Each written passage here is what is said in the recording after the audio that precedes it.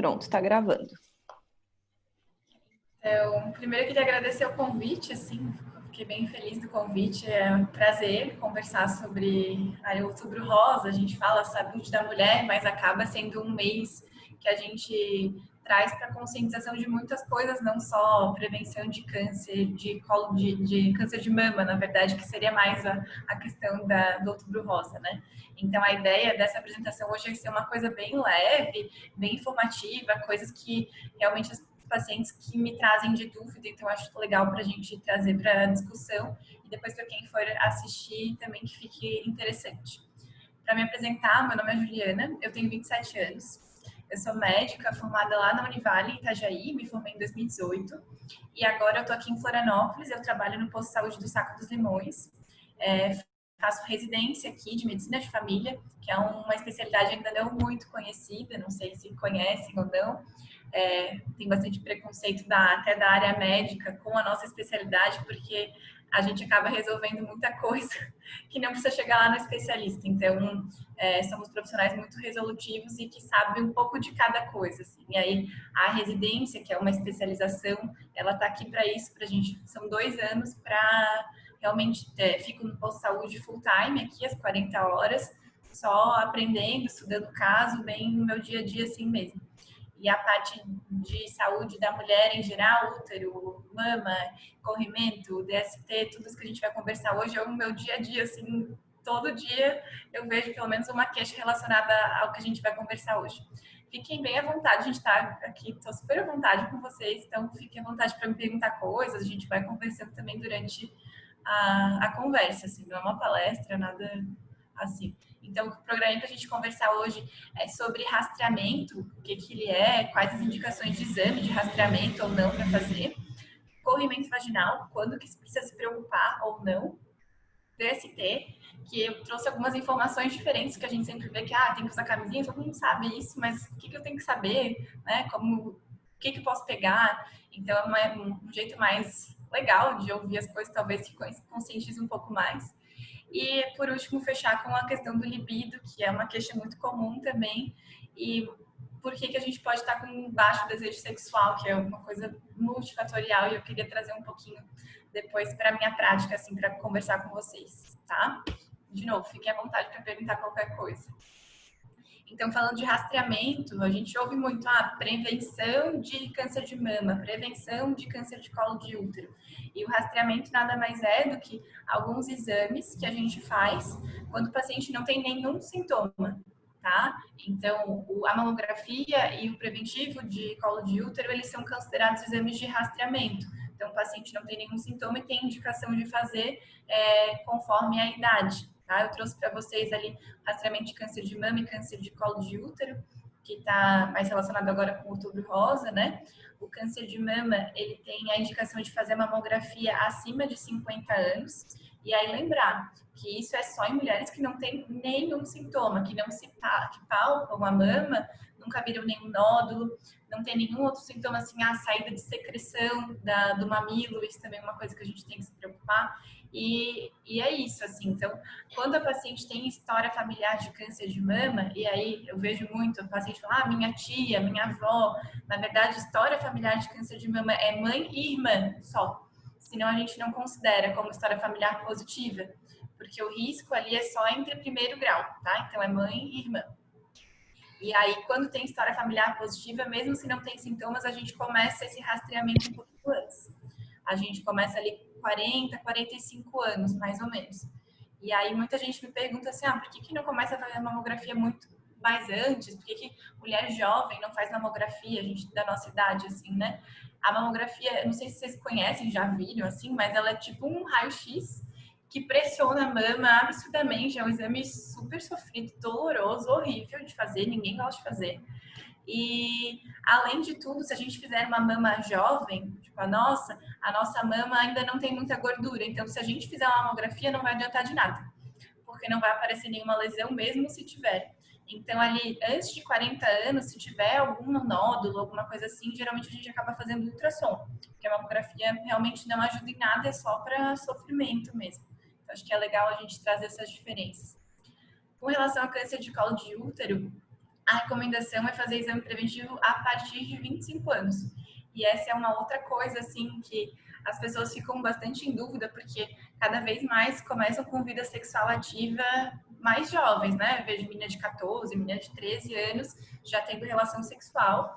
E tem que ter uma conversa com os pais, claro, e é uma decisão da menina, né? A gente tem que ter essa visão também, né? Assim, não vai ser eu que vou dizer quando que ela tem que começar a ter relação sexual. Claro que tem que ter toda a orientação, né? A gente vê que cada vez estão tendo relação sexual mais cedo.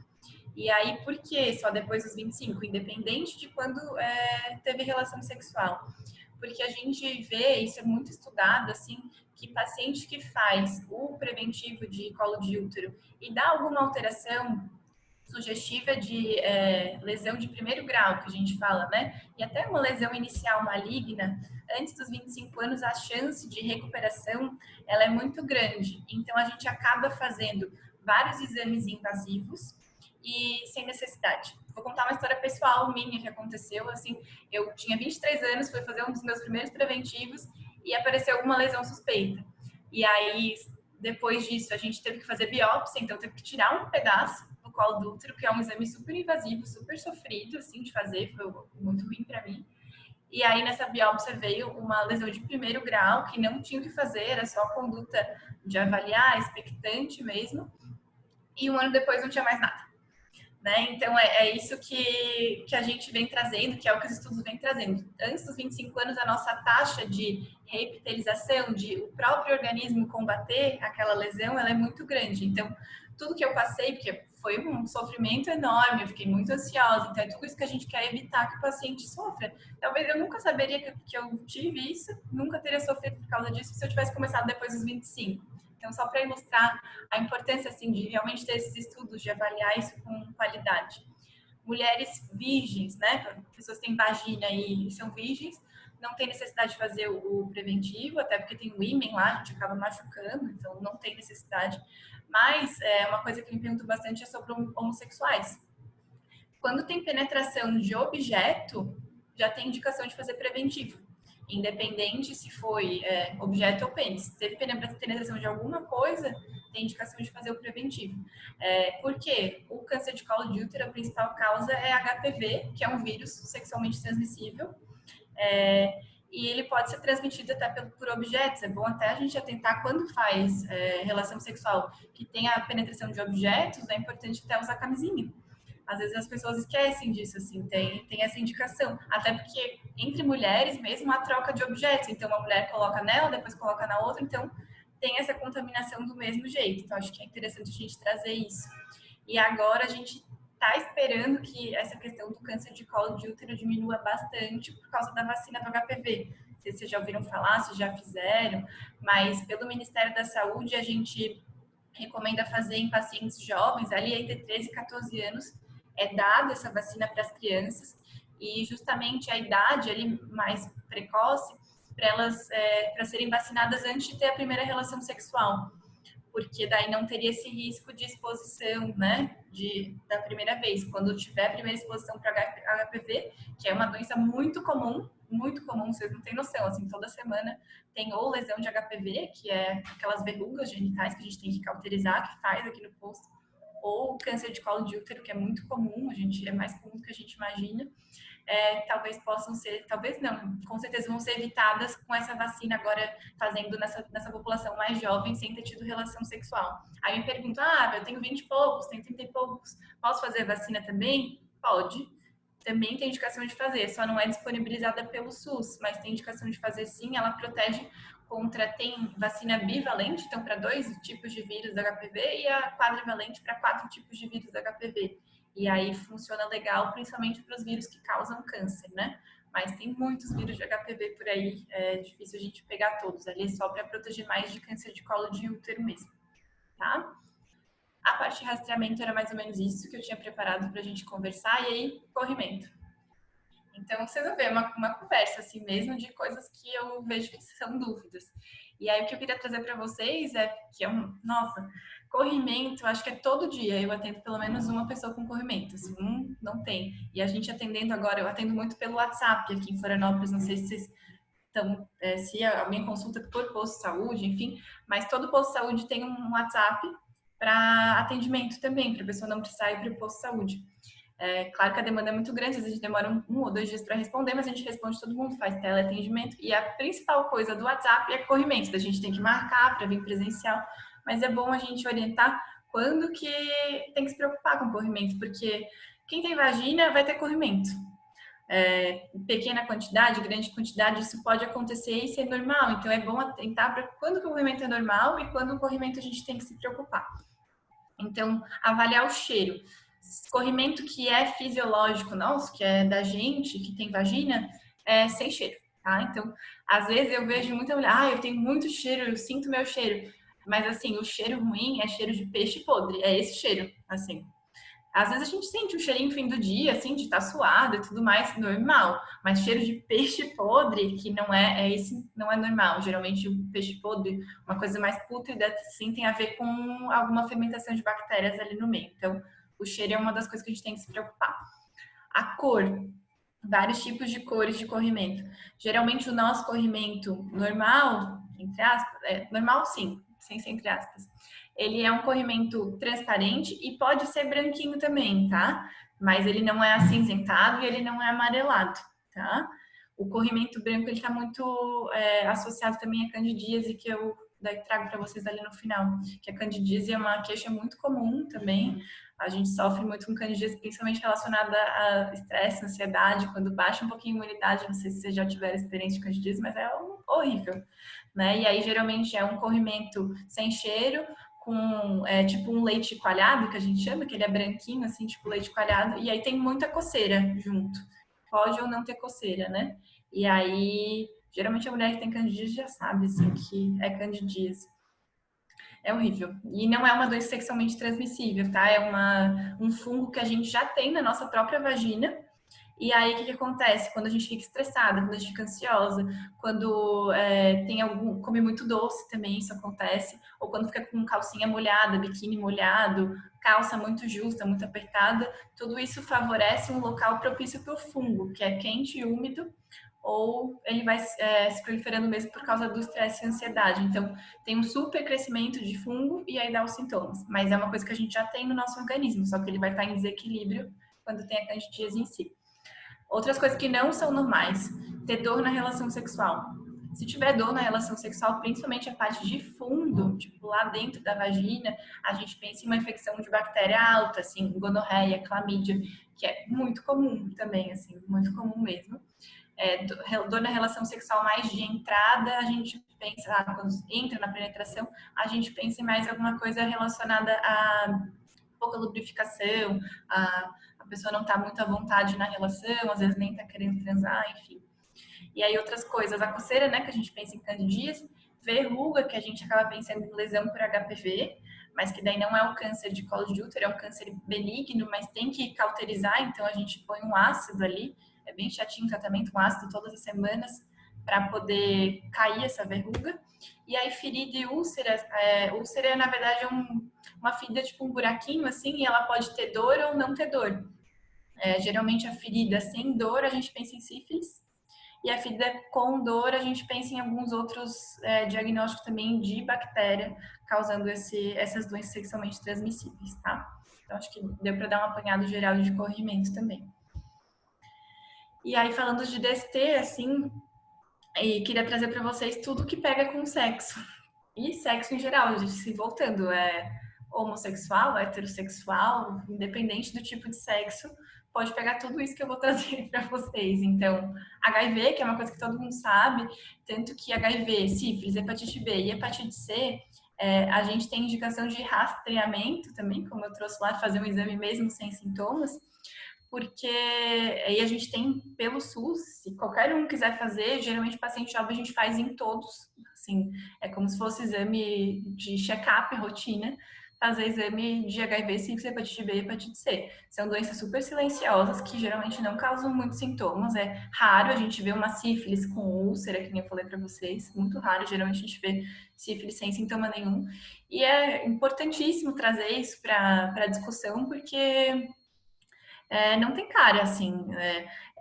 Mulher bonita com bolsa de Louis Vuitton com sífilis e deu. E não é só gente que mora no morro. Não tem isso mais.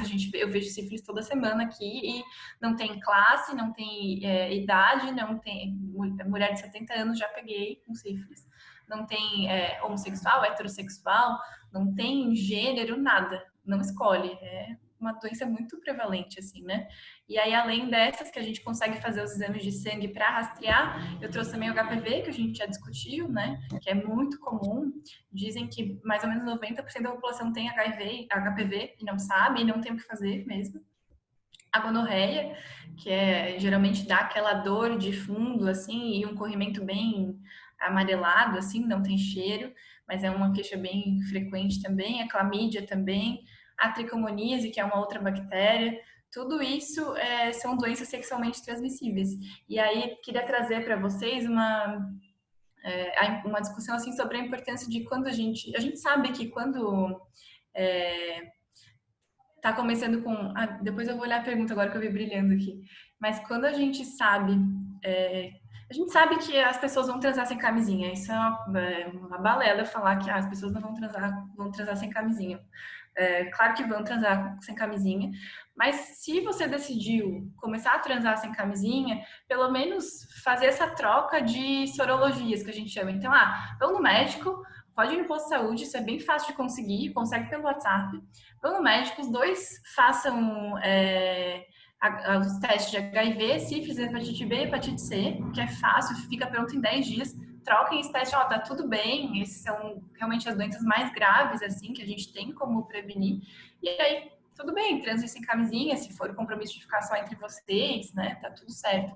É bom alertar que tem uma janela imunológica de 4 semanas, então você pode fazer o teste hoje, mas se você teve relação sexual com outra pessoa nas últimas 4 semanas, ainda pode não aparecer nesse teste, então, né, ter essa noção, acho que é importante.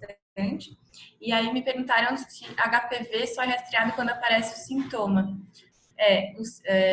O HPV, na verdade, o rastreio é com relação a câncer de colo de útero, porque ele tem um HPV que causa câncer, e a verruga é um outro sinal de HPV, mas não existe rastreio de HPV. Tem, na verdade, alguns testes, mas o que vai mudar na tua vida saber que você tem HPV? Agora, assim, não tem como tratar. É difícil isso aí. Que nem eu falei, mais de 90% da população tem HPV. Então, é difícil de rastrear. Agora, com a vacina mesmo que a gente vai melhorando isso aí. Precisa atualizar a vacina de HPV ou tomar só uma vez? A vacina do HPV são 3 doses, tá? Então, tem que fazer bem certinho ali no limitezinho da... Se tu for fazer a vacina, já vai ter bem certinho. Se eu não me engano, é a primeira, depois um mês, depois 2 meses. Não lembro de cabeça, assim. Mas são 3 doses. E outra, como rastrear a clamídia, existe um teste, a gente não tem pelo posto de saúde, mas dá para rastrear fazendo cultura da secreção vaginal, tá? Então, como se fosse fazer um exame preventivo, assim, daí tira a secreção vaginal e manda para cultura. A gente acaba não fazendo isso de rastreio, assim, mas dá para ser feito. A gente acaba não fazendo muito de rastreio, mas é uma opção, assim. A gente investiga muito clamídia e gonorreia quando a paciente também está com dificuldade de engravidar, que pode estar lá sem fazer nenhum sintoma, mas dificuldade de engravidar, a gente começa rastreando essas bactérias. Acho que eu respondi tudo aqui, beleza. E aí, para finalizar, eu queria conversar sobre libido, que na verdade acho que é para fechar assim com chave de ouro essa discussão, assim, porque o libido é uma queixa bem frequente, assim, mais frequente realmente em mulheres, mas homens também têm bastante queixa de diminuição de libido. E eu trouxe para vocês umas lupas, porque o libido ele traz uma discussão muito além do libido em si. E é que eu queria trazer para a gente finalizar a conversa, que é se você tá com o libido diminuído, você está se sentindo bem? Tá tudo bem com você? Você está se sentindo bem com o seu próprio corpo? Outra coisa que é muito importante, que a gente vê muito, você está num relacionamento saudável? Você está afim de estar com esse parceiro, com essa parceira que você está hoje? Você tem um desejo de transar? Você tem desejo naquela pessoa? Tudo isso está muito envolvido no libido e acaba existe até vários estudos na medicina só de terapia relacionada à sexualidade e tudo mais, mas essas são as principais coisas que a gente tem que questionar antes de investigar uma causa orgânica, né, uma doença relacionada ao libido. Geralmente a gente já para ali, sabe? Ou a pessoa não está bem, está acontecendo mais alguma outra coisa, e aí o corpo acaba demonstrando daquele jeito, de não ter desejo nenhum de transar, acaba machucando porque a pessoa não fica lubrificada, né? Então, tudo isso tem que estar por trás. E aí a Irã me trouxe agora do libido, é mais ou menos isso. Eu acho que eu queria trazer que realmente tem muita coisa além do libido e também da saúde da mulher em geral, né? Assim, que a gente tem que discutir no Outubro Rosa, que a gente não pode discutir só exames, a gente tem que ver a mulher como um todo, que é muito o que a gente da medicina de família fala, ver o paciente como um todo.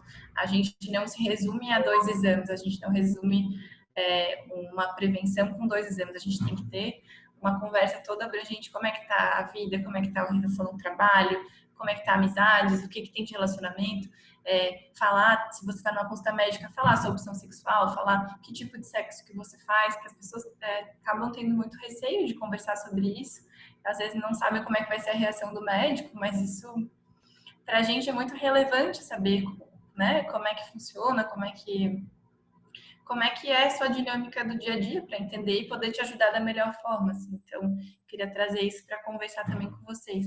A Irena tinha me mandado uma pergunta, agora eu tinha esquecido, né? Que era relacionada a coceira na mama, né? Acho que era essa a pergunta. E a coceira na mama, ela assim, sozinha, aí assim, paciente jovem, geralmente a gente não pensa em nada de grave, assim, a gente pensa em eczema, que é um tipo de dermatite, assim, uma infecção de pele, que às vezes pode estar sendo irritado até pelo próprio sutiã, tá? O próprio sutiã pode dar essa irritação, de ficar muito tempo com o sutiã, de suar, ou de passar algum sabonete ou algum creme, e aí o eczema a gente tem que identificar o que está causando essa irritação. Agora, quando a gente tem coceira, saída de secreção do mamilo, essa secreção, seja ela qual for, tem alguma vermelhidão, ou às vezes tem algumas bolinhas, tipo vesículas, que a gente chama, que é bolinha de água, assim, aí tem que avaliar presencialmente para a gente saber realmente o que é. Mas só coceira em si, em paciente jovem, sem nenhum nódulo, sem nada associado, a gente fica tranquila que geralmente não está relacionado a nenhum tipo de câncer, nada disso. Agora, paciente mais depois de 50 anos, com coceira, geralmente tem algum nódulo ali, a gente tem que pesquisar alguma coisa associada. Tem um tipo de doença que tem a coceira e o nódulo, mas geralmente é paciente mais velha, tá? A principal causa de coceira, sem nenhum outro sintoma em paciente jovem, é eczema. Não tem outra explicação, assim. Ou, às vezes, até relacionada à própria ansiedade, alguma coisa nesse sentido. Eu acho que era só essa pergunta, né, Helena? E aí, era mais ou menos isso que eu tinha preparado para vocês hoje. É uma conversa bem breve, bem pontual, bem interativa. Não foi interativa, mas vocês estavam ali sempre assim, que foi ótimo para mim.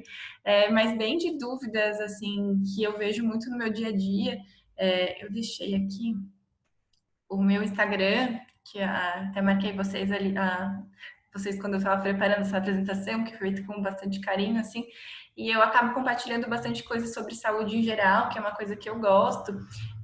Gosto muito da parte de ver a pessoa como um todo e de a gente entender o porquê daquele sintoma. A gente vê muita gente vindo com sintoma para ser atendido e, na verdade, é um jeito do próprio corpo trazer para fora alguma coisa que está acontecendo lá dentro, ou alguma questão familiar, alguma questão do trabalho.